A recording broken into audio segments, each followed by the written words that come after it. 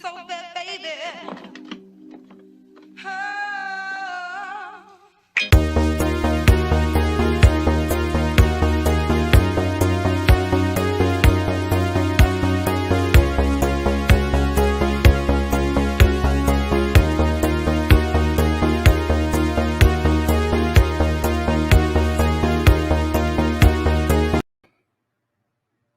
We'll just go ahead and cut it off there. Hello, everybody. Welcome to the Gable Supremacy, episode number 2. My name is Gable Pennyshot. And with me today, 2 very special guests. Our first one is by far the best thing you could ever put in your mouth from a gas station convenience store. Please welcome Full Custom Hot Dog. Hey, Hot Dog. Hey, what's going on, buddy? What's going on, man? Yeah, we're having some fun. Let's introduce our second guest. And no, he is not any sort of gigantic robot or android, nor is he some sort of gross man fluid. I don't know how that started being a thing, but please welcome Yucky Gum. Hey, guys. What's going on? What's going on, guys? Today's episode, we're talking probably the best movie that I've seen in the last 30 years. The new Texas Chainsaw Massacre on Netflix. What do you guys think? The best in 32 years. Oh, 32 years. Is it 32 years? I think so. Yeah. No, what's funny is I was very excited about this, but I had a lot of, I don't know. You know how people, when the movies come out and they go, oh, no, it's another sequel. People always have issues with that kind of stuff. And it's like, it's obviously not going to be as good as the original. None of that has ever bothered me.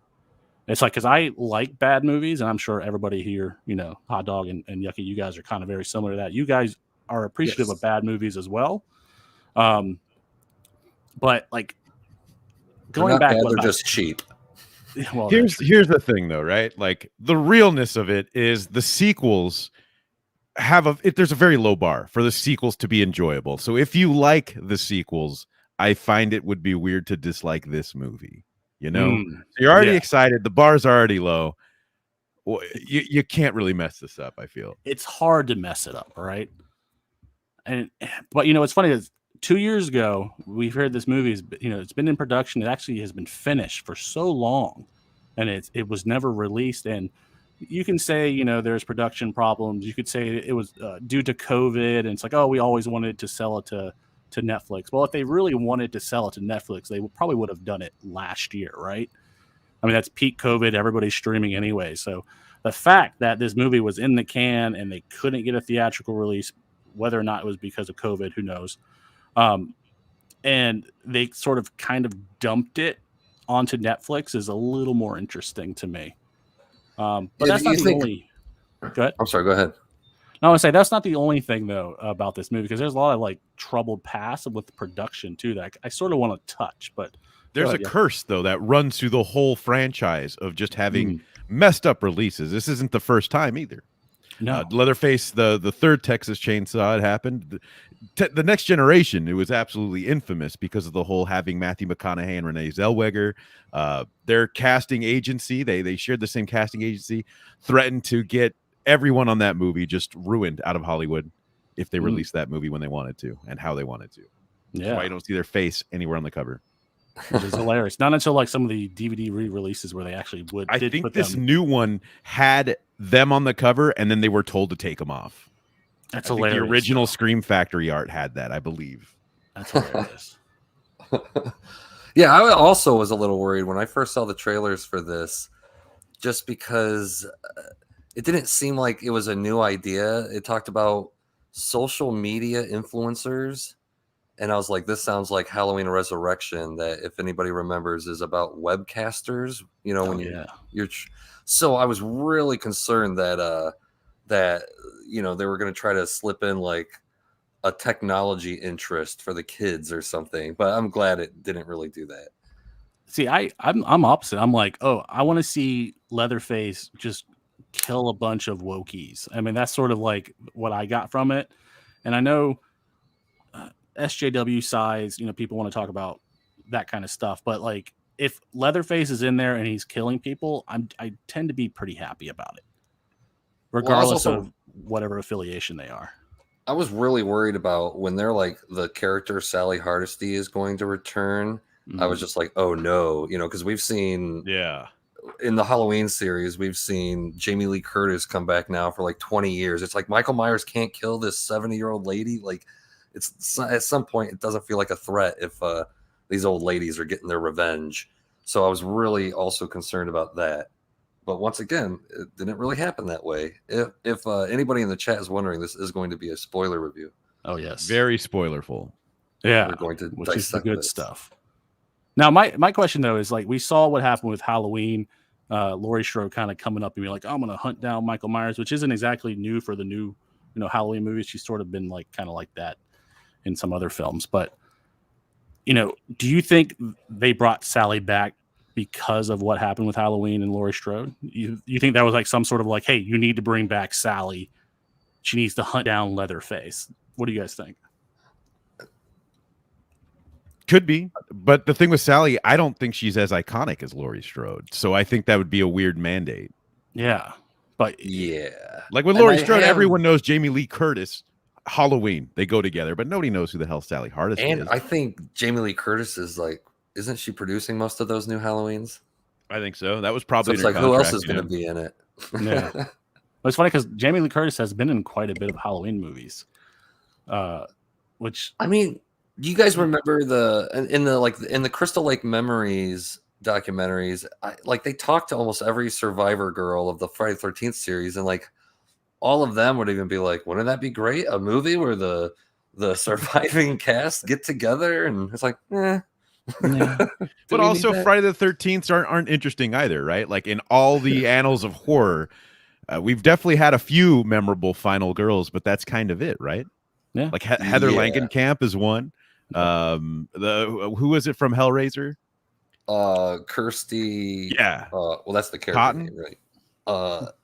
Is her name? I forget. But yeah, we had a few. But Friday the 13th are so disposable. Who cares if you bring them back, except for maybe that psychic one? Corey Feldman. Ooh, I like the girl from 2. Oh, there you go. Yeah, so I was surprised that they were like, hey, we're going to focus, especially on the trailers. It kind of focused on Sally. And that wasn't, I don't know, maybe it was some sort of subverting their expectations here, where it's like you're expecting her to be the Laurie Strode character that, Leatherface has plagued her for, haunted her for her whole life. And now she gets to come and do, revenge. But when she does come back, she's sort of a cunt, right? I mean, the stuff she does is not good at all. Ridiculous. Utterly ridiculous. Yeah, and it blows my mind. It's like, well, how else do you subvert expectations? And big spoiler here, she dies within like 5 minutes of seeing Leatherface, and I applaud it. I did too, because at first I was like, oh no, we're going to be going down. As soon as like she came into the movie, they're like, we need to get. Well, at the very very beginning of the movie, there's a gas station dude who just tells the audience that she became a Texas Ranger and has been hunting him down, but that's all you hear about it. And then he calls her later in the movie, and it's like, oh no, here we go. It's this little frail old woman. Yeah, and she gets a shotgun and puts it in the back, and I'm like, oh no, here we go. This old lady's going to take out. But I'm assuming because this has been happening for 20 years in the Halloween series that this was their subversion of expectation, right? Yeah. Like, we're gonna bring back the original character, and to just have her get killed off is like, oh, all right. Well, not even just that, but they gave her the M. Bison scene from Street Fighter with Leatherface, where she's like, you don't remember me, and he's just doing his own dumb guy thing, and she's just so butthurt that Leatherface, who ruined her life, to him it was just a Tuesday, Yeah. Well, I mean, that was almost like from the new Halloween film too, because that was kind of like Mike, Myers was like that too. Yeah, but he wouldn't say anything. He has no way to acknowledge. He's never acknowledged anything. But Leatherface could have let out like a grunt or like yelp. A dab, a floss. You know what? She hunted this guy for 50 years. Became a Texas Ranger. Cream of the crop, top style. Law enforcement. never once thought it'd be like, you know what, let's go check the town over. Yeah, just never crossed our mind. Well, Hot but dog, even then, they don't know what he looks like, right? It's because he wore a mask. Right. So even Hot then, dog, like, she wouldn't know what to look for. What's up? do you remember which movie actually said the town name Harlow? I don't think that I don't recall any of them. I don't. Well, I think actually in the first one, I think that's where they're on their way to. Maybe. Maybe I don't remember because that seemed familiar to me, like Harlow. That's why I was like, I thought the same thing. It's like they didn't check there already. Like that's where the murders took place. And at the beginning of this movie, we see that there's some sort of a crime drama show that is recounting the tragedy. So it's like, well, obviously, this is in this world. This is like a like a Charles Manson, like it's a popular. It's a reason why people know about this story, right? It's like played all over TV. One of the other things that it sort of kind of confused me, and maybe you guys could answer this. In the first Texas Chainsaw Massacre, I thought Leatherface was an adult with the mind of a child. Yeah. But apparently he goes to an orphanage and passes off as a kid. That's what was weird about this movie. And really, this has been the problem since really Texas Chainsaw Massacre 2 is the family dynamic in the story gets really muddy. Like who people are, how they're related. Yeah, in this movie, yeah, it's crazy. They'll just add more characters. There'll be little girls, old ladies, crazy dudes, and like no one's saying cousin, no one's saying like here's uncle. They do. They kind of do. Okay, like Texas Chainsaw 3, right? Leatherface. The little girl is his daughter. It's heavily implied. Because the old lady, I think, is his aunt. It's Leatherface's aunt, and the two guys, Tex and Tink, are his cousins. But the lady says something like, "Oh, he loves them lady parts," and it's the most grossest thing.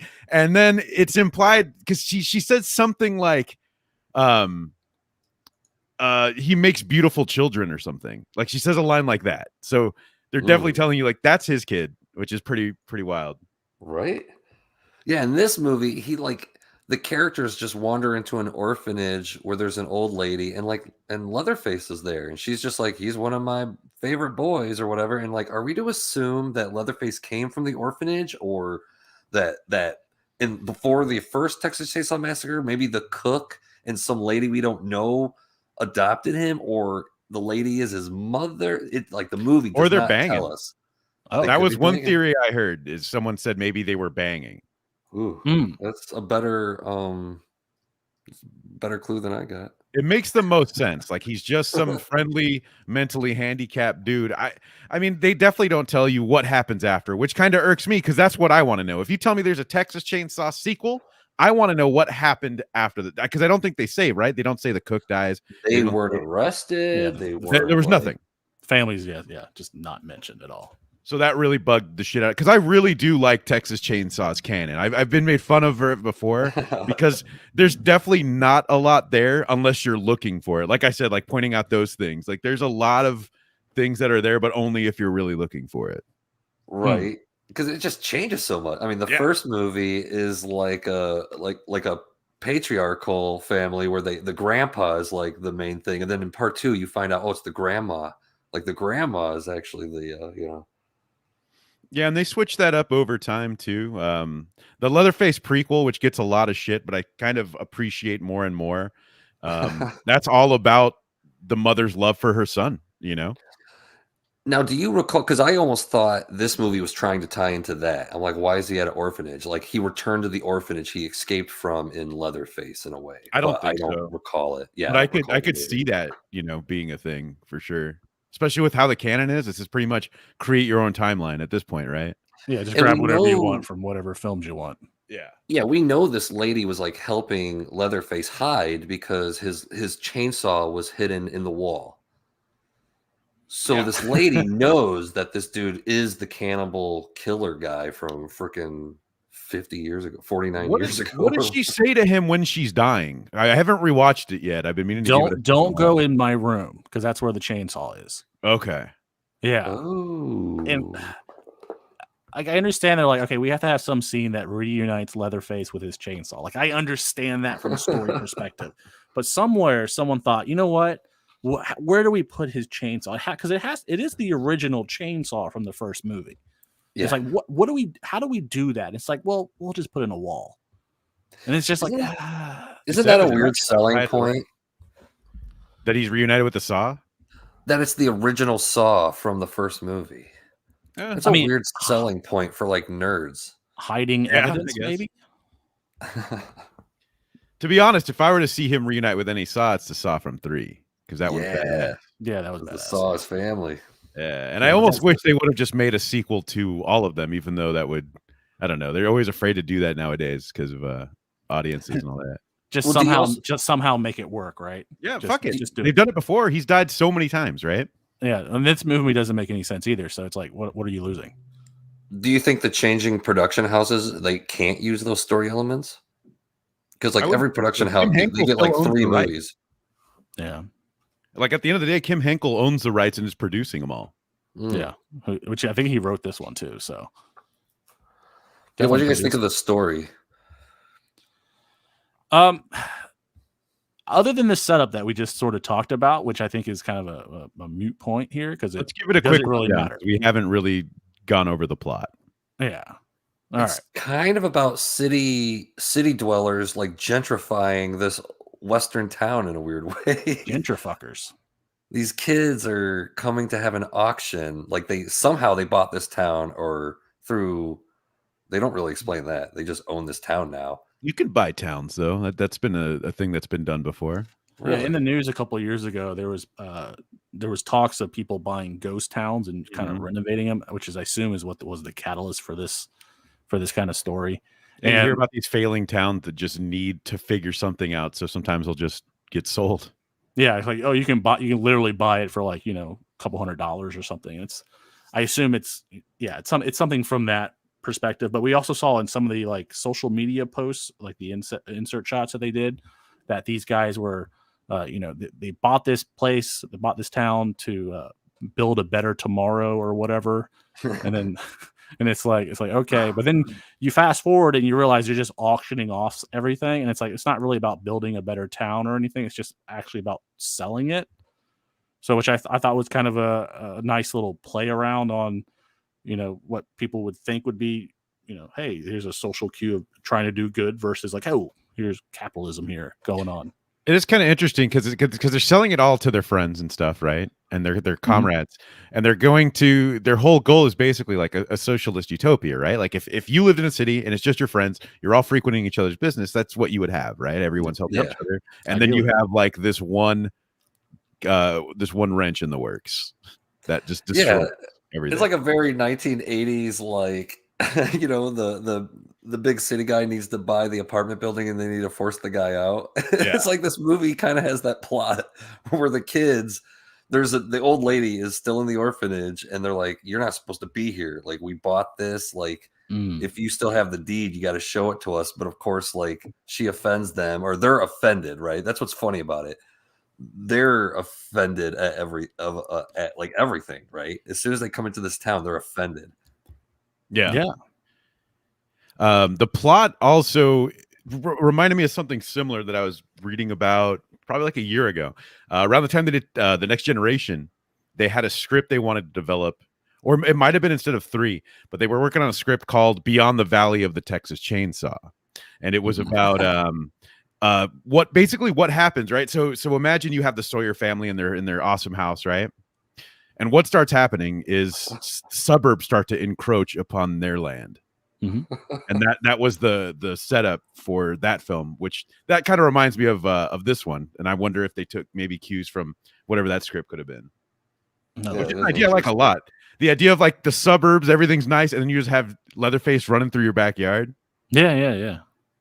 Homeowners insurance probably won't cover it. Yeah. Like that's kind of what was weird about this movie when it actually got down to like the killing and where the characters were. It's like a whole bus of kids come to the town, and it's like they're not staying at a hotel; they're just partying on the bus. Yeah, party bus. Yeah, They're the I just most thought that was terrifying strange. thing. If you have anxiety, never go on a party bus. Yeah, no. It is the worst. I went on one once. Everyone was drinking on the bus. Dubstep was blaring, and the lights were going nuts, man. Oh my gosh. I was freaking out. Mm. So let's talk a little bit about characters here. So we mentioned about the young kids, and there's two sisters, and I guess maybe we can get into this. One of them is extremely annoying, and older one. The which one? The older one. The older one, yeah. Okay. The one with the All in afro. agreement. Yeah. The afro lady. It's obvious who who she kind of is, who she's trying to portray. But then she has a younger sister who happens to have survived some sort of school shooting. A ballsy choice. A very ballsy choice. Not necessarily unheard of, because I believe was it American Horror Story did some school shooter type of storyline, especially when that was even more fresh. So it's not exactly unheard of. But what I found was hilarious is when they do sort of like a comparison or juxtaposition between the killing on the bus, which we'll talk about in a little bit, and the school shooting. And when that happens, I think you approach this like schlock territory that it's so good. It's so good, especially for people who love schlock, because it's like school shootings and like an actual massacre in a horror movie. I don't know.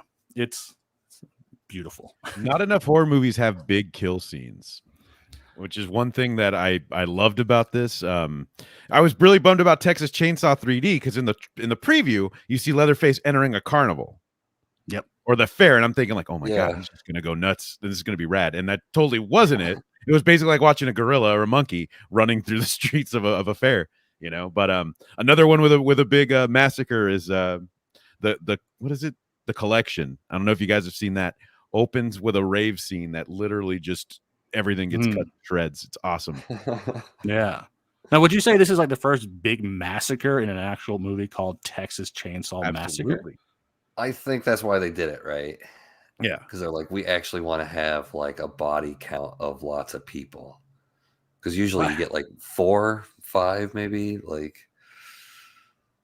have you guys been reading Twitter, and it's like a lot of people have issues with the bus scene, and I don't know why. I can't. I actually have the one reaction I have seen about that is because they're filming it, and I think nowadays that a lot of these things, like people would think that's a hoax. If someone dressed up like that came on a bus with a chainsaw full of influencers, people would probably think it's a hoax. The people on the bus included, right? Yeah. I wouldn't be surprised that people are just filming it. That's kind of why I think some of the comments in the chat are like, "Oh, I've seen better horror shows or haunted houses or whatever," Mm-hmm. So I didn't think that was necessarily out of character, but I would think it would be like a prank, because that's very common with social, influencers, where they're like, it's like, oh, it's this thing that everybody's recording, and it's a prank setup, for clicks and views. So that's the first place my mind would go. My only problem with the bus scene is, like, if you watch the original Texas Chainsaw Massacre, when the first hippie dude comes in, he gets hit on the head with the hammer, and his body just starts convulsing.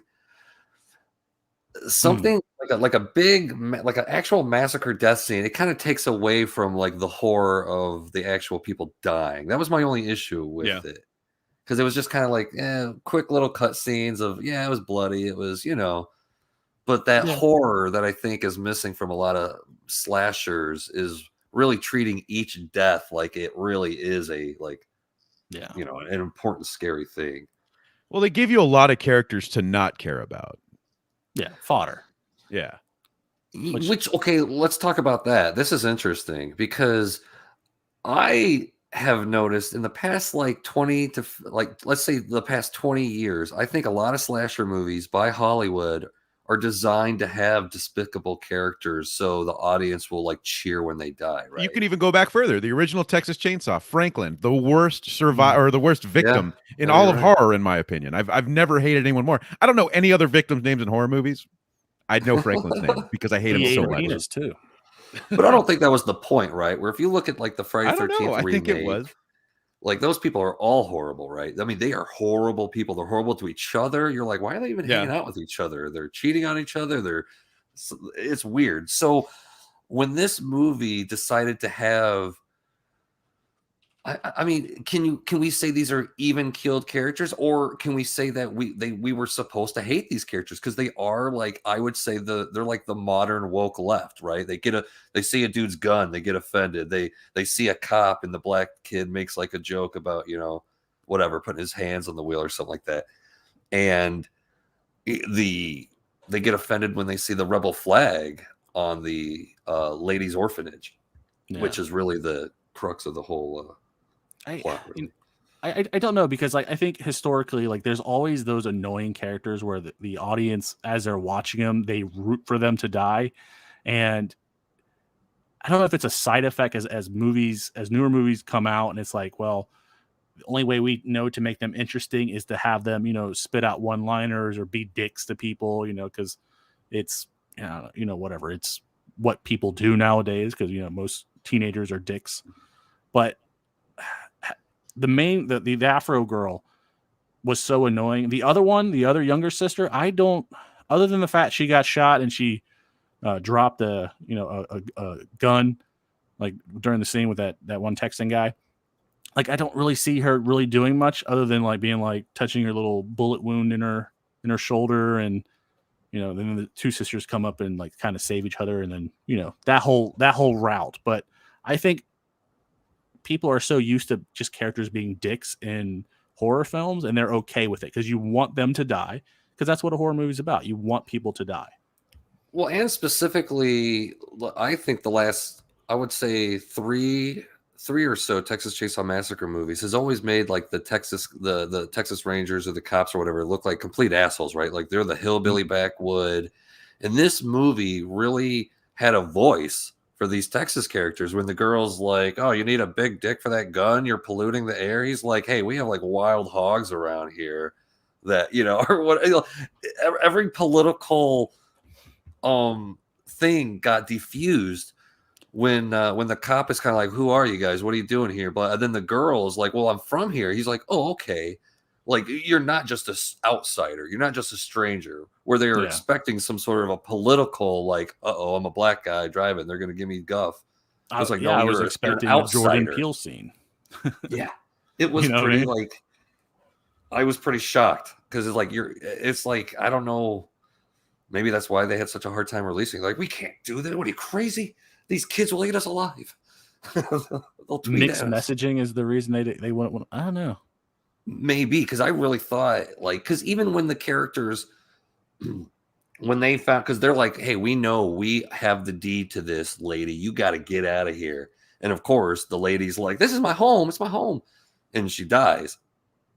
When the characters go back to look for the deed, they're not just dicks. They're like, I thought it was here. It's here. I know it's here." And she's like, "You said you had the deed." You know, like they were concerned at what they just did. We just kicked the lady out of her house. Yeah. They weren't just callous about it. But do you think her death, I mean, because the way the old lady dies, and it's like the kids were like, "Oh no, we killed that lady." It's like, I don't exactly know what you really did other than confront her about the deed to the house. Like, caused her to have a heart attack. Yeah, I guess, but I mean, that's unfounded. You were the didn't evil know what you corporate had. guy. Yeah, you didn't know you had this thing, or you didn't have. You know, you didn't have the deed, but you thought you did, so you caused this lady to die. I don't know, man, because like she seemed fine until the cops showed up. Maybe the cops did it. It's really strange to give Leatherface a motivation other than "I'm a cannibal." You know what I mean? I think that's why I like this, because this is the first time, like, we've seen Leatherface perturbed, I feel, but I don't think we've ever seen him wrathful and angry. And I think that's why I like this one. I liked his portrayal. Really, the only movies I don't like in the series are the remake and its prequel, because I don't think they get anything right at all. There's no underlying family message, which, again, I probably dig too much into these films, but to me, that's the crux of all of them, is at the end, it's about family to me. And he's just a big, dumb wrestler. He has no personality in any of those, the prequel or the remake. While in even this one, again, he's just pissed. He's pissed that you killed his family, which again, it's not something we've really seen before. I guess maybe Texas Chainsaw 3D a little, but he's just confused, you know? Yeah. Yeah, and he becomes like the good guy. Like she's like, "Get him, cuz," or something like that. Like, you I think, can't remember what cuz? it is. Oh my Yeah, gosh. I like that. oh, But my problem with that movie too is it's not set in the right time. I get Nasser gives me shit all the time because he loves that one, and I'm always like, dude, it takes place like 10 or 20 years too late for it to make sense. It doesn't line up. It's like time frames don't matter anymore. You know, To me, they do. I just have a hard time feeling sympathy when the cops come up and they're like, "You're the evil cannibals. Get out here!" And I'm like, we're so I can tell the movie wants us to hate these cops, but these guys are cannibals that have been killing for Alleged cannibals, by the way. alleged cannibals. Well, We never have definitive proof, I don't think, that they've ever just sell engaged in it. cannibalistic practices. Yes. Yeah, right. Maybe they innocent just until sell it. proven guilty. Yeah. They deserve a fair and speedy trial. Yeah. I will say, in the first movie, though, they did have dinner plates, and there was no food other than Sally Hardesty. So I think they are cannibals. It was in the kitchen. Leatherface was still cooking. Yeah. Maybe. That's one thing that was missing. My whole thing has been like a prerequisites or the requirements for a good Texas Chainsaw sequel. One of them is a dinner scene, and this did not have a dinner scene, but I still enjoyed it. But damn, I love those dinner scenes. What about an opening scroll? I really like an open. I want to see on August 18th or August 13th, 1973, Sally Hardesty and her invalid brother Frank. They brought back that guy who did the John original Larroquette voiceover. from Night Court. No scroll though. I need the scroll. It's like the Star Wars scroll, you know. I just want the sounds. Yeah, that's to me a big TCM thing. Is the burp. I think they did have it, but it was something weird. Like they were opening a barbecue or something. Yeah, that's what it was. I don't know if you ever caught that, but it's like wait a minute, I know that sound. Wait a minute, yeah, it was a nice call out. I watched this with my parents because I've talked about this before, but I got them into Texas Chainsaw in October. We watch a bunch of horror stuff through the year, but October is where I give them like usually gorier stuff or kind of crazier stuff. And I finally showed them Texas Chainsaw, and they just, I don't know what it was. They loved it, and they wanted to see all the sequels. And that was what we did every week. Was another Texas Chainsaw. Do they have a favorite though? I don't know. I should ask though, because I'm curious too. I haven't thought about it. But they've liked them all. They have not disliked any of them at all. Which is surprising. Do you prefer? Yeah, Mom. What's your favorite TCM timeline? Yeah. Come up with your own. That'd be nice. Be interesting.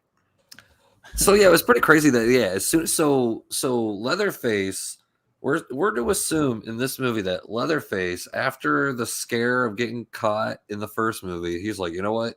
We're wrapping up this. We're not selling no more cannibal. Like, we're not doing anything.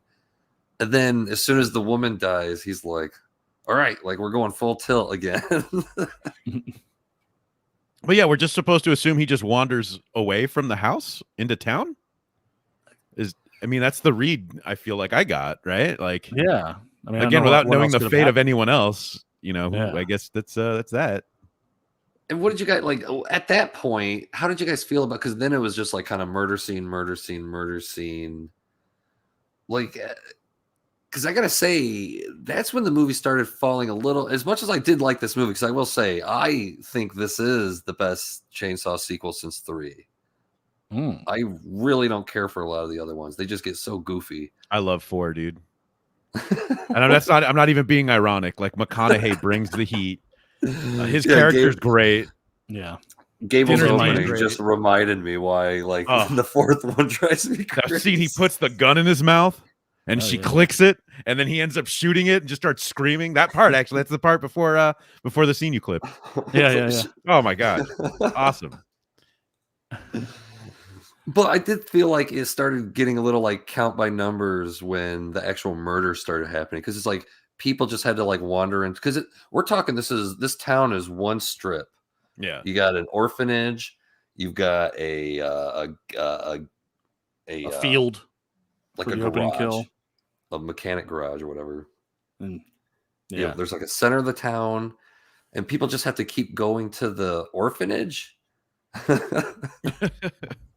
Just let them have the thing, Yeah, small sets. Speaking of kills, favorite kills. What was your favorite kill in the movie, Yucky? Oh my goodness. It is a little hard. What about on the bus where he did a little bit of a chainsaw penetration to that one woman? That was crazy. Yeah. That was wild. I'm like, wait a minute, is he really gonna? Yes, he did. He went there. And I I'm like that though, because he's a sexual degenerate. Like all the times he's humping his saw. I mean, that's in the sequel, so that's not canon, but there's definitely a lot of times where he's humping his saw and stuff. So we definitely it was kind of cool to see that manifest, I guess. Yeah. I guess I kind of liked when the girl was trying to crawl out the window of the bus and he just cut her in half. Oh, that was nuts. Catherine, that was pretty nice. Yeah. I think my favorite wasn't a kill, but it was the part where he chainsaws the floor and just runs across the damn room. I love that. That was nuts. Again, that's the whole thing with like Leatherface is just wrath in this movie, and we've never seen it. That was kind of nice. It was like a Jaws fin. It was weird. Yeah, I don't care how unrealistic that is for it to cut through the poop pipe. I don't give a shit. That was awesome. Yeah. That was a funny Hollywood gross out moment. Yeah. I will say my favorite is probably the very violent death of that one Texas maintenance guy, right? So like the Texas guy comes into the room, and then there's a cool scene where the chick's hiding under the bed, and she kind of like moves the mirror to show the guy that Leatherface is behind the door, which I actually thought was a kind of a cool little scene there. And then all of a sudden, I mean, they're going fisticuffs, and then Leatherface just takes what is that, a hammer or whatever it was, and just smacks the shit out of that dude's leg, and that leg crumbles. And this dude just takes one step back and just kind of like lunges forward to Leatherface. I thought that scene was great. And then the death, anything that's like there's a kill and then there's what happens to that guy's skull. That's where you're going, you know what? I'm 100% for this. That was a great kill. Yeah. Yeah, they really hung on that. Yeah, which I'm appreciative. Anytime they don't cut away, I'm like, yeah, one more time. Yeah, one more time. Maybe I have pent up frustration. Maybe that's what it is. I don't know. I wish we would have gotten maybe a little bit more toe-to-toe action with that guy in Leatherface, though. Those are things that I kind of do like in the series when he's like fighting somebody, you know? Yeah. I was a little sad about kind of what really like kind of changes the momentum, where he just gets like a pane of glass in his neck. Like I understand why he would do it, but I'm like, I think maybe he deserves a better way, a better send off than that. But yeah, I think you're right. I think Leatherface like MMA or something. Let's just let Leatherface actually just start tearing through people. Yeah, all the times he throws down are always great. Anytime there's a fight with him. Yeah. What do you think about like 70-year-old? I guess he's 70 years old. 75, I think. Yeah, he's like, and he's fucking like, it's like a linebacker. He's just fucking running around full steam, just tearing people up at his age. That's actually pretty impressive. According to this, it's 60, but I feel like he should be older, right? Well, if he was a kid and he went to they might have de-aged him. Maybe he was only. Doesn't even make any sense. Sense. Yeah, no, we sort of already covered that. I know, but you saying it out loud and manifesting it on your vision board just doesn't make sense. The only thing I could think of is like they needed a location set in the town. It can't be at a farmhouse way off in nowhere because it's supposed to a farmhouse place in a town. We gotta do something. Yeah, right. And they definitely have a replica farmhouse because they shot the Leatherface prequel in Bulgaria already. I mean, maybe that set's gone. But they built a very good set. I don't know if you guys have seen that one, but I think the house looks very perfect in that film. Well, it's in this film. It's the after credits scene. But I mean, you don't get the feel for the inside, and yeah, that's true.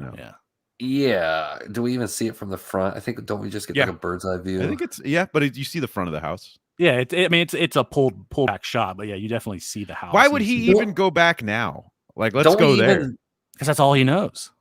Don't they also show like the cars underneath the like camouflage tarp? I don't know. I don't remember that one. I thought I remember saying that. I got to see it again. What do you guys think of the look? Yeah, that's one of my favorite things about you got to hide the cars. Yeah. The travelers. But what do you guys think of the look of Leatherface? I was not impressed when I saw the teaser images of him, and when I saw him in the trailer, I did not like it at all.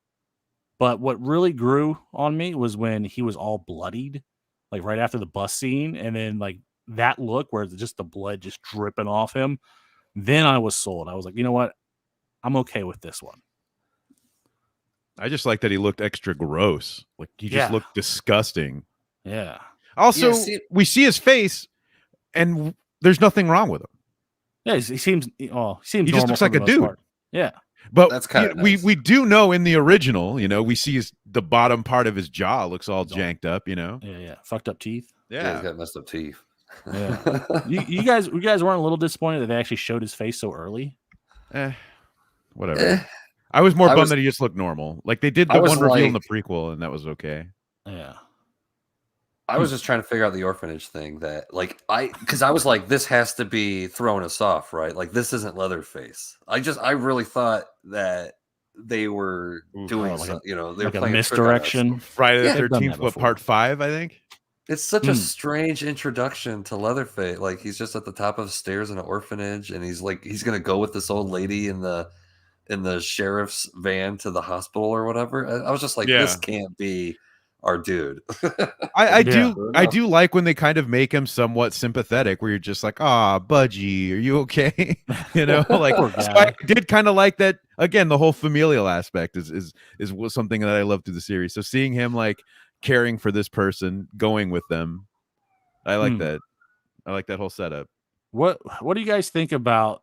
And a lot of people have voiced frustration about the fact that Leatherface now seems almost supernatural. He seems like he's Michael Myers with a chainsaw. I just like he's taking like gunshots over and over again. The dude's not even missing a beat. Oh yeah. Took a fucking chainsaw to the front of the face, I guess to the chin or whatever. Seemed perfectly fine with that. And then nothing. He seems okay. Yeah, I do kind of have an issue with that. I do like a more like grounded Leatherface, documentary style Leatherface versus he was Michael very Myers. Real in 1 and 2. Like part 3 is where he became just a Jason avatar, in my opinion. Like now he's just this big mean guy. He's like, nah, he's supposed to be freaking retarded, basically. He's like a lovable lug, but he is mean. But he's not even mean on his own accord. I think that's what makes him a sympathetic character. He's mean because his family makes him that way. Yeah. Nature versus nurture. Yeah. Now everything's like it's his revenge on society that makes him a cannibal. You know what though? Like what is interesting, I think, about just Texas Chainsaw in general, right? Is so we got Friday the 13th where Jason becomes this zombie, undead, whatever. I always consider him like a revenant, You've got Michael Myers who goes from human, maybe possessed by evil, we don't know, but then it becomes, you can go Thorn Colt or then whatever the hell happens now. And they never really do anything like that with Leatherface over the course of several sequels. They don't go, oh, he is this spiritual being. There's this mask possesses, they don't ever take it anywhere really crazy. Yeah. Right. I did like how this movie is the only movie that has a scene and actually has like a visual something visual you can look at that shows why Leatherface dresses like a girl. Whenever Leatherface is making dinner, he always dresses up like a woman. None of the movies ever tell us why, but at least this movie we could see the lady dying. He comes home, grabs her dress, smells it, and starts putting makeup on, and then he's interrupted. Yeah. I appreciated that. It's very like Norman Batesy though for me. Well, yes, that's what he does, though. Yeah, I mean, it's kind of interesting that 2 of the biggest horror movies are both Ed Gein movies. Yeah, right? I was gonna say they're same source material. Yeah. What do you guys think about like the first kill for Leatherface? He's in the car, and his the old lady dies, whoever she happens to be, his caretaker. And the cop gets his arm almost like, I don't know, snapped in half where the bones are protruding. I'm like, is he super strong now too? Is that he's got special guy strength? He's got serial killer strength. And that too. So that's like double. But I will say that was an awesome kill. That was great. That was kind of nice because I think it sets the tone for everything else. Well, that's literally when I was saying, I'm like, this isn't our guy, and then he breaks the guy's wrist and shoves it. And I'm like, okay. Never mind everything I just said. But it's also a very un-Leatherface kill from what we've seen, right? Yeah, which it's I think different. makes it work too. Again, that's the whole angry thing that I like. Well, that's all he had too. You gotta Yeah. remember that. It's back of the van or whatever. And it seems like they tried to mix it up a bit. Like, I don't know if I read an article that even talked about how, in the first one, he used he used his hatchet. He used, he didn't just use a chainsaw. So I don't know if they were trying to kind of bring something back to there. I don't know. It was weird that as soon as it's like, this has been a normal drama about kids kicking an old lady out of a house. Her like retarded leftover or the one last orphan goes with her. As soon as she dies, I mean, he just starts rampaging, and then right away he cuts off some dude's face and puts it on. Yeah. Once again, I was just like, he was fine for 50 years. And Yeah, now he also nothing has ever to set wear- him off. No creamer at the diner. Come on now. Yeah. He wasn't hungry for that. He's like, he missed the taste. The last croissant. What's going on? Something had to set this guy off at least once, right? Yeah, you know what? Yeah, if this movie didn't have a dinner scene, I would have at least liked him to start preparing. Yeah, somebody at the end, like salting a wound or something. I think he was too pissed, though. Also, lack of grandpa. Yeah.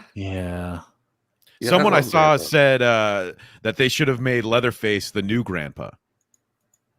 Oh, and do that would have been whatever else. interesting. Yeah, I think that That would have been interesting. I don't know how they would have done it, but yeah. Did you guys see the homage when he in the opening field scene he's cutting off the old woman's skin to make his mask, and there's a scene where he puts her up like on a hay barrel or hay bale or whatever it's called. Yeah. And it very similar to like the shot in the first movie where it's Opening. like that. Yeah. The I don't know what the hell it was, like a bloody skeleton or whatever. yeah, it was like a. And I'm corpse like, sitting that's a on nice the, little throwback. Yeah, that was good. Yeah. I think and to me, that's what this movie. It's a lot of like nods and throwbacks and subversion and a lot of gore. I was surprised. The face slash, kind of gory, but that's when I first saw. I got a little sad because I was like, wait a minute, that was definitely like some sort of CGI type of slash going on. And at first I was like, oh no, please don't let it. Because this would be like the second major kill. The first one was just a broken arm. I'm like, oh, that could have been done practically. But then it's like the CG, the face slash, that was so noticeable to me, and I got kind of worried. And there's a few of those kill scenes are definitely CG, or at least CG enhanced. I don't know exactly what's going on there, but I was glad that it didn't go. It didn't take me out of it, because I know there's a scene on the bus where he chainsaws a dude in half from like shoulder to like belly, and like you kind of see him like he's literally in two pieces, and it's like, oh, that's pretty badass. But it's CG, but I think it's so quick, it works for me. That one, and the same thing with the girl halfway through the window. You can kind of like get like, oh, I could figure out how they did this, but it still works very well, Yeah, with the intestines kind of like sliding down the bus. Everything was great about it. I don't know. This definitely wasn't kind of what I was expecting, because for a while they just kept talking about like an old man Leatherface movie. I don't know if you guys had ever heard that get thrown around. They were saying like, oh, we want to do like an old man Leatherface. Obviously, like they're using it in the regards of like Old Man Logan. So what I always pictured was going to be something, much more about him and maybe like some kind of mundanity before like flipping out. Because I assumed it was going to be more Leatherface focused, as odd as that probably sounds to do in a horror movie. Oh my gosh. Make him the main character. Why not though? Right? I mean, it is his movies. Like there's nothing, I don't think there'd be anything wrong with making him and seeing whatever he's doing, whether they did this premise or I assume he would have ended up working at like a butchery or something, Right. Hog farm or whatever. Yeah. Yeah. Let's transition into like sort of like the ending where we see the two sisters battling Leatherface. There's a scene where the Afro sister, she gets kind of like in a car wreck and then she's sort of pinned down. And I don't know if you guys ever watched, there's this movie called Strangers Pray at Night, which is the second Strangers movie. There's actually like a scene that's like almost exactly like that with the dad, where they wreck and then the dad's like pinned there, and then the killer comes, so the the daughter has to run away, and then the dad dies. Like that's immediately flashes in my mind. I'm going, wait a minute, is this sort of just something he took from another movie? Because it like the beats were almost exactly the same. I just couldn't figure out where, because there's like a character moment when she's in the car, like before she actually dies. There's like a fake out death, right? She's like, he's coming for me. You got to get out of here. Yeah. And her little sister survived this like school shooting. So her little sister is traumatized. And at the beginning of the movie, the older sister is saying like, you can't take care of yourself. Like you have to move here with us. And just for some reason, she's just like, you've always been strong enough to take care of yourself. And it's just like, where did this come from? Like, was she just giving her fake motivation to run? Yeah, I mean, you got to say something. You can't be like, Yeah. "Oh, you're fucked. You're done, girl. It's over." Rip. Which I'm appreciative, because like she did go away, but then she came back, and then the other sister went away and then came back to save her, like in the whatever that final room was with the giant water pool thing. I don't know what the hell that thing was. Sewer. Well, I thought they were in a theater, right? Yeah, but Didn't what's they the run in water the for? theater? Yeah, I don't know. It was, there's the movie Werewolf at the Alamo. Wasn't that on the marquee? Yeah, I think so. Yeah. But it I still just doesn't don't know what the explain why giant there's a water- pool in the theater. Yeah, what's the water? Because it for? was very much. It looked like a pool. I thought. I mean, I need to rewatch it again, but it definitely seemed like a legitimate like hold for water, not like a flooded out basement or something. Yeah, and it's hilarious though, because like when the woman or the sister climbs out of the pool, like Leatherface comes out of the water like a seal and kind of flops down on the ground and kind of starts grabbing at her. And I'm like, oh, it's fucking SeaWorld. Let's go. I just to me, it's like that's unintentional humor, and it's like I just thought it was hilarious. What do you guys think of this movie? Had 3 fake out deaths. 3.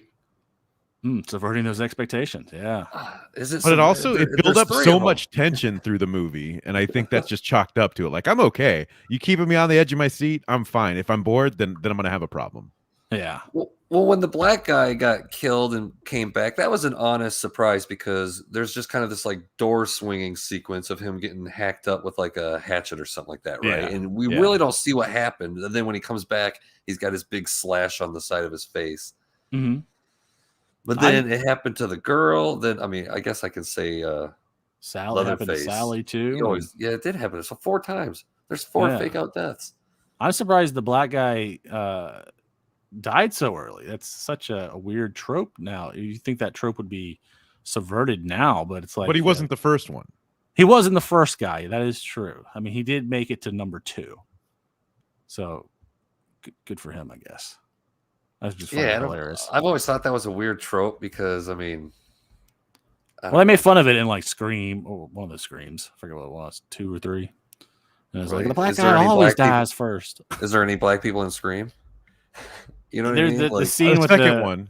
Yeah, the scene with the couple. Yeah, Yeah, which is a killer opening.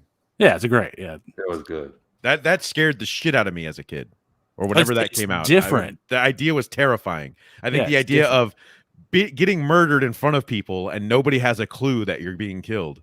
That's insane. That's Yeah. terrifying. and they're cheering it on too. Yeah. So how do you guys feel about the main girl? I guess you could call the little sister the main girl. Oh, she's definitely well, she technically is the final girl, right? Yeah. What do you think of her character arc? It's all right. Like I didn't think it was much of one. Yeah, it's But I a liked bare her. minimum. I mean, I guess I was surprised, just because Hot Dog, you were saying how there's this modern reaction of how it's pro-gun. Yeah. I guess like it's crazy that this movie kept shocking me in that way, where I'm like, in a modern movie, they're gonna have the girl be a shooting victim and then use the gun to save herself. I mean, it makes sense. That is an arc. It's a good arc. Yeah, I'm just shocked that- But I never felt like she was really struggling with that, though. I mean, like, she saw the guy's guns, and it didn't really feel like she was weirded out by them or afraid of them, but no, she was picked it up. curious. Yeah. Yeah, She picked So him up. I never got the feeling that like, oh, she's so scarred from these school shootings. I never got that vibe from her. Yeah. Even though Besides she a touched literal it. scar. She touched it Yeah. twice. Well, that's like a modern day theme you see a lot in horror movies, right? Like a girl is somehow victimized before the horror event, and then they get placed in the horror event, and because they survived the previous one, it gives them some sort of a strength or some sort of a knowledge to get through this. That's a really interesting point. Texas Chainsaw 4, Next Generation, the original cut. I don't know if you guys have seen it, the director's cut, where we learn that Renee Zellweger's character comes from an abusive background. And that's why she is able to handle all that bullshit so well, and then just tells Leatherface to shut. What did she say? Like, shut the fuck up and sit down or whatever. Something. But the Kim Henkel was talking about how the idea for that came because he had heard that people who have gone through or survived awful things are able to just handle things better than someone who hadn't. Yeah. Right. They can cope better too. Yeah. You just see that, like, I mean, I saw a movie recently called Haunt, where it was the same thing. I think I Like, saw that's that just like a one. modern trope. Oh, is that Like with the these haunted final- house and then the Yes. guys? That yeah, I didn't like that one. It's okay. Yeah. But the trope is still there. Yeah. My whole thing with that movie, I was like, you guys have crazy faces. How do you have jobs? Like everyone would know who you are. You can't hide when you look like that. Aren't they like a traveling, like they were like a traveling haunted house, right? Yeah, Like, but I that's feel their like someone job. would be like, oh yeah, these guys look crazy. So they have to go to the store sometime. Right. No, they just get Maybe- Uber Eats. And Yeah. stuff. Yeah. There's just all these discarded cartons of food that they have. Yeah. And what about Leather? Like, I'm kind of sick of the killing the bad guy and him popping up at the end. Like, I'm just tired of it. That was, Oh, come on. You knew it has to come. Like in every horror didn't movie expect ever, it. it has to show up. The question is, can they do something that will surprise you anymore? And I don't know if they can. I thought that ending was surprising as hell. I was kind of like in post horror. Yeah, I was in post movie mode. I was like, oh, this is over. They're going to get away and have a good time, which of course now, if you haven't seen this movie, this is a huge spoiler. So press pause. But no, I that completely caught me off guard. I was in relax mode. Okay. Time for some post trauma tea and a blanket. Autopilot. Yeah. And then drive boom. out of their town. Holy shit. But didn't he- Leatherface it was so pulls brutal. her out.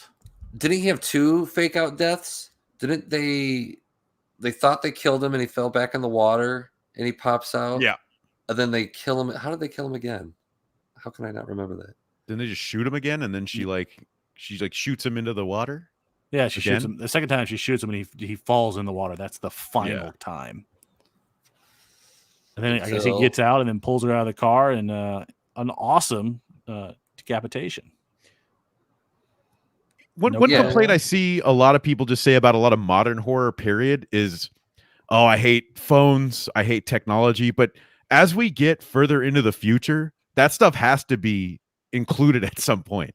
Yeah. We can't get away from not having modern conveniences forever, you know? They selectively use phones in this one. It It's worked like, very well. It wasn't, Yeah. I didn't think it was cringy. The only cringe is the now infamous line, "You're canceled, bro." Like, to me, that's hilarious. Because there has to be a bad line in every horror film. Yeah, like, Sure. is he I'm glad serious? that's it. Because we're like, and that's one thing I wondered too. We're Is it excusing that ironic? scene as like, oh, you would film it if you thought it was a prank or something. But if he's like, "You're canceled, bro," is he, Well, he said try anything and you're canceled. So maybe he was just being defensive. Like maybe this is a prank, but if you come at me, you're canceled. It's good. Also, the man was Asian, so Asian. There's a lot of Asian hate going on at the time. When did you say this was filmed earlier? And then they held on to it? I think because I think they started filming in early 2020. Whoa, no way! Yeah, really? So it's been around. Yeah, it's been around a while. Because remember, the new director David Blue Garcia came on after a week of shots and redid the whole thing anyway. So they reshot the stuff that they already shot before. That's why I was sort of like saying that. Bet you whatever the original directors turned in was so bad that they were like, you know what? Let's just get a cinematographer to do it. Yeah, early 2021 it was in post. Photography started in the end of 2020. Interesting. Okay, so I thought it was like August or something when the first directors were in there. Do you think those guys were working off the same script? Probably. Yeah. I would think they'd have to have that set in stone, right? Yeah. Well, I assume Kemp was it Henkel? He had that script written. Fede Alvarez is his name? Yeah. He his production company was producing it. Yeah, I bet you the script was probably already locked. I bet you whatever he got back he didn't like, so that's why they quote unquote left because of creative differences, which just means fired. I'd be interested to read the script because I still think that the backstory is told when they're looking for the deed in the orphanage. Like I swear they probably found like a photo album or Oh, sure. something. They cut some exposition, maybe. Oh, Right? Yeah. Yeah, Tie it I together. can see that. Because this Yeah, and movie's like 81 you know, minutes. Bringing that up, it is super weird. I know we've talked about this already, but you have this kind of cool opening with this true crime story of Leatherface, but not even in that do they mention like, okay, the cook, if they want to call him Drayton, was killed. This was, Hitchhiker's dead. It's weird to not mention them at all. Yeah. And Sally would have talked about them. I mean, she was in the fucking room with more than just Leatherface. What would you guys have done if at the very end when Leatherface is like about to be shot, the girl gets stabbed, right? And drops the gun, and it's the hitchhiker. And he's like, I told you I always have your back, brother man. I don't know if I would have liked that, though. I don't know either. But you just got to wonder, like, what's going on with the rest of the family then, Yeah. Yeah, like he's just been on the road. I wouldn't have minded it maybe if more of his family came in. See, I thought the maintenance guy was going to be a family member. That was my first thought when this was first. Yeah, that's what my first thought. I was like, nah, that's too. There's so many fake outs. Yeah, that's too. I mean, that's. Where's the movie? It's all fake. Well, yeah, whole movie was fake. I think. Was this even a real movie? I'm surprised it's getting the cred or the well received. It's getting praises. So much attention. It's bizarre. I know, and I wonder if that means Netflix will be like, "Hey, let's do it," because they just released it. They didn't produce it, right? Yeah, they just released it. Yeah. So I'm definitely wondering if they're going to be like, I don't know how those numbers translate at all to sequels when it comes to these subscription services or streaming services. Right. So I don't know what it would take for anybody to go, yes, this was profitable. Let's do another one, and if they'd even do a direct sequel because of how freeballing this whole franchise is. Well, I was curious, and as I was looking through my Netflix, even though my Netflix is now expired, but when TCM came out, it really only hit like number 3 in their top 10. So I don't think it was like a blowaway hit, but I think there was enough positive buzz where, I think the director, David Blue Garcia, has been approached being like, hey, are you going to be doing a sequel to this? And he, of course, what's he going to say? He's going to say no. Yeah, of course he'll say, yeah, I'm always open for a sequel. Have you guys seen much backlash from, other than what Hot Dog was talking about in his like Facebook group? Have you seen any articles about it's the normal horror people have issues with, like these kind of movies. They're like, it's dumb, it's gory, yeah. The people who the wokies think it's pro right, the righties think it's pro left. People don't understand that, hey, I think it straddles that line between both and makes fun of both of them. Yeah, I think so too. And I think, I guess this is a good segue into like with the sequel. If we were going to do a sequel, what would we like to see to at least to this movie? Gosh. David Blue Garcia, like what would you like to see? Obviously, the ending, the after credit scene, Leatherface is walking back to the original house. Where do you go from there? Because the sisters are already cleared out. You'd have to assume that the house has been cleared out by the cops, right? You would. I assume it's run down and dilapidated, and who knows how it's still standing. Because it'd be hilarious if he gets there and there's actually someone living there. Yeah. Which I assume at the next movie that's what would happen. This is a guy just sitting in this house. He bought this bitch as a foreclosure, and all of a sudden, Leatherface comes crashing through the door and just chainsaws the dude in the face. Which I could probably see that happening, but I don't know, like plot wise, like where do you go? Because this guy, the sister, I'm assuming she's not going to do what Sally does. Be like, yeah, this dude just started killing people. No way. The So fact it's like, that Sally did it, I think, is incredibly out of character. We had every Texas sequel has been like, oh, she's done. Like, she's in a coma. She is Oh, she's scarred. She's in a crazy. fugue state. Yeah. Which I think would happen if you actually saw a slaughter, you know? Oh, when they first announced Sally Hardesty, I was just like, but she died in a mental institution. It says so in the beginning of Texas Chainsaw 3. Like every opening tells you she's crazy. Yeah, not canon, you know. That's how they get around with it. It's like, we'll just make a different timeline. I would It doesn't have definitely to make love sense. to. I'd love to see him come home and hitchhikers there, and they're like, he's like, brother, you came back, and he's like, my little brother, we gotta go get grandpa, and then they gotta like free grandpa from the police station or whatever he's being held at in jail. All out like Devil's Rejects, a heist style movie. No, I mean, the Devil's Rejects are pretty much just it's Texas Chainsaw Massacre fan fiction, you know. Yeah. So I think if any movie would lend itself very well to a road movie, it would be Texas Chainsaw. I think I would like it see it as a road movie because Texas is great, but can we go away from the farmhouse / empty house? Let's do the road movie. I do Bubba like in that. the City. Oh, how about they go to New York? They just hitch a ride. They never call him a name in this, right? Like they never say Bubba or Jed to acknowledge any of that in there, right? No, not even the lady. No, because the cops are like, that's her boy. Yeah. As long as we call it Texas Chainsaw Massacre Family Reunion, then I think we're good to go. Texas Chainsaw Family Vacation. There you go. That's what I want. Just get crazy with it. I mean, I guess they're doing a serious route, but man, if you could do like a sequel to 2, you could totally get away with that, you know? Yeah, it'd be great. That was a weird one. Like in retrospect. Yeah. All of them are so weird in their own little ways. And then 2, I think, sticks out the most. So where do you guys place this on the sequel chart?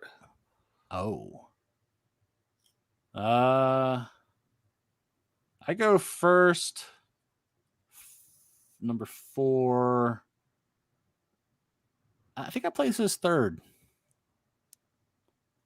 I did. I enjoyed everything about it. Like I at no point was I bored. Like I was all in. I'm like, this is great.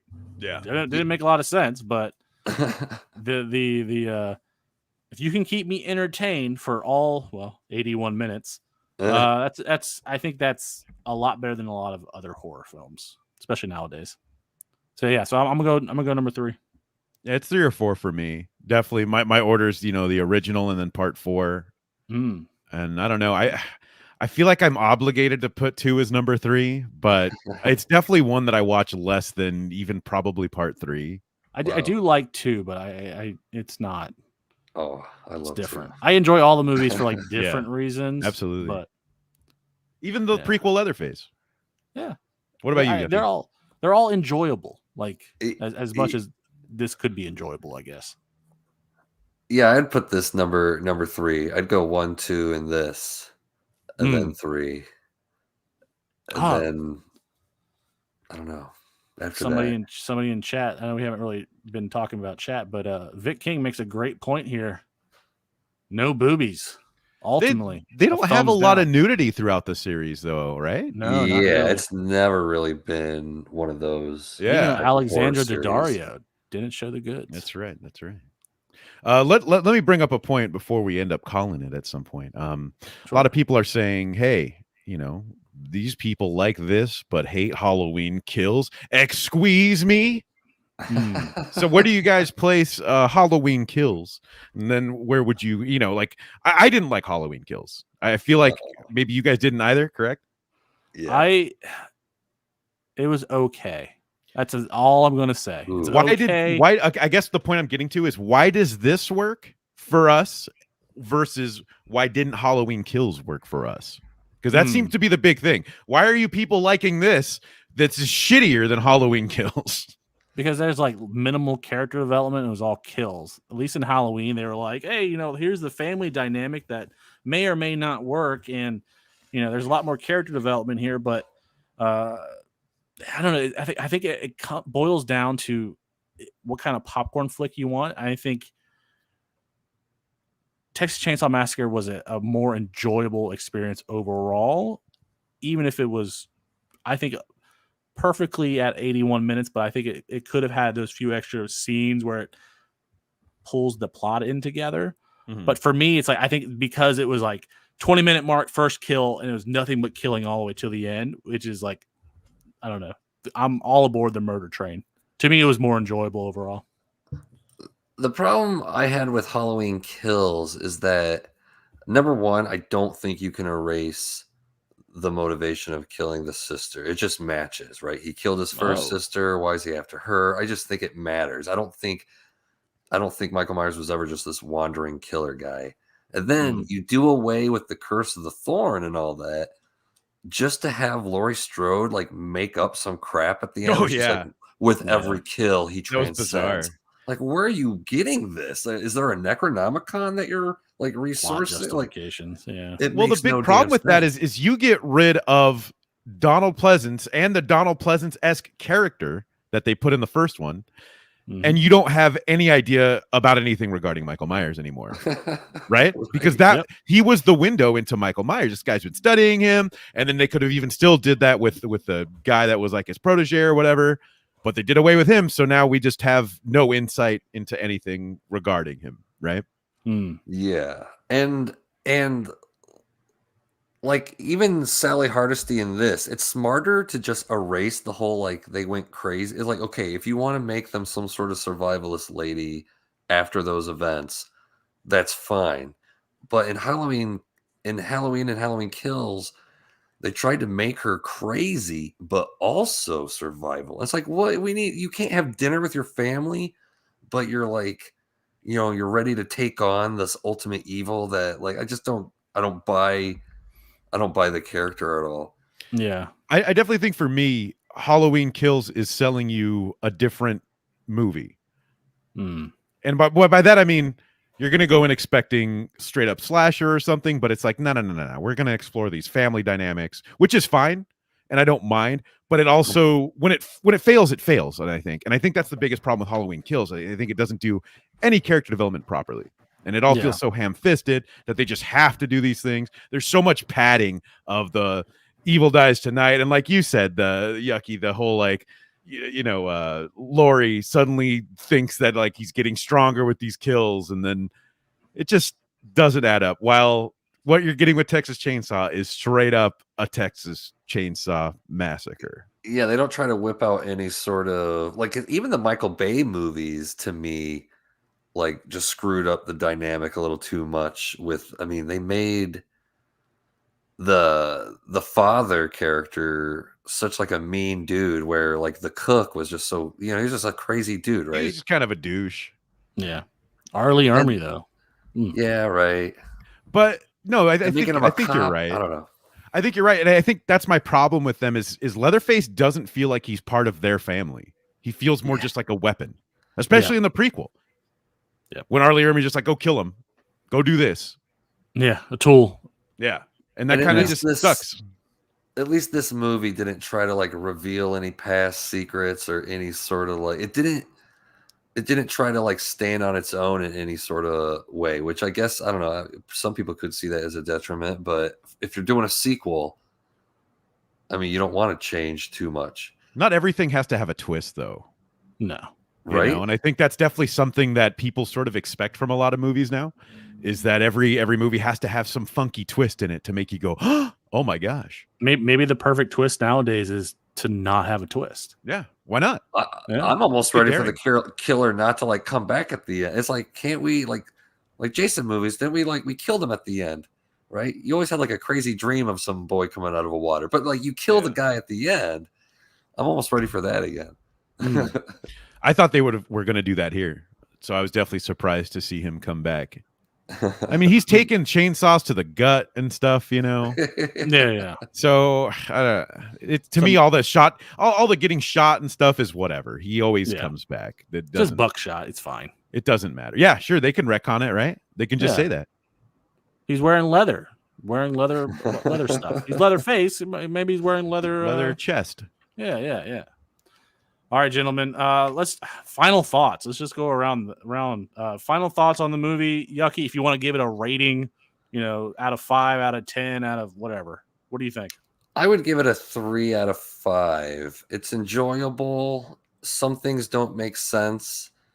I like how all the characters are even, like, you don't necessarily hate on any of the characters.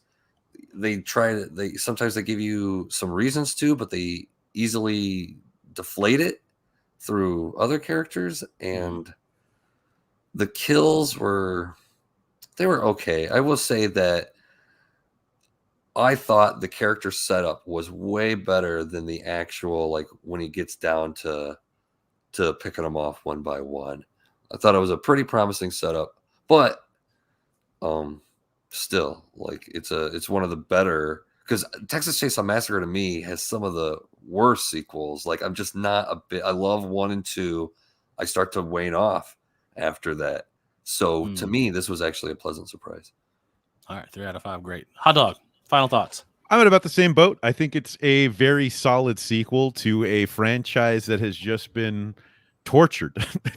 It never got there. I don't think it ever got the respect it deserved, and it still doesn't. So it's kind of it's a little refreshing in its brutality. And again, seeing this wrathful Leatherface of someone who's normally, I don't want to say gentle giant, because obviously he kills people, but there is the softer side of him that we get in a lot of the movies. So it's kind of neat to see all of that go out the window. He's not trying to be seduced. He doesn't give a shit, like, straight up. Awesome. My overall thoughts, I enjoyed it. Anytime I can sit down and watch a movie without, looking at my phone or being distracted, I was all in, especially from the 20-minute mark forward. It was a movie that I expected, certain things going in, and those expectations being subverted, I think, worked for me. I wasn't really expecting, like, some sort of political statement in these films, but I kind of do expect them sometimes, and it's nice when it doesn't go that way. And to me, I enjoyed the kills. I thought a lot of them were great. The bus scene really made the entire movie for me. The school shooting, comparison and juxtaposition, maybe a little dumb, and then one of the main sisters was kind of annoying, but hey, at least she got what she deserved. And overall, I thought it was actually pretty good. I actually can't wait to see the next one. So Fingers all crossed. right. Yeah, Buzz is back. Crossed. Yeah. Hell yeah. So, look, here we go. You guys should do other reviews on a regular. That's great. I really don't want to talk to these guys ever again. Yeah. I don't even know what we would talk about now. I know there's a new Scream movie. I haven't watched it yet. We could probably do that. It's supposed to be coming to Paramount soon, I think. Ooh. Oh, is it? There you go. So. Or we could do like Homeward Bound 2, if we really want to mix it up. Who knows? Maybe, who knows what we can do with that. Vic King also says none of them are Halloween H2O. Well, I do enjoy Halloween H2O. Maybe we'll do the Batman in a few weeks.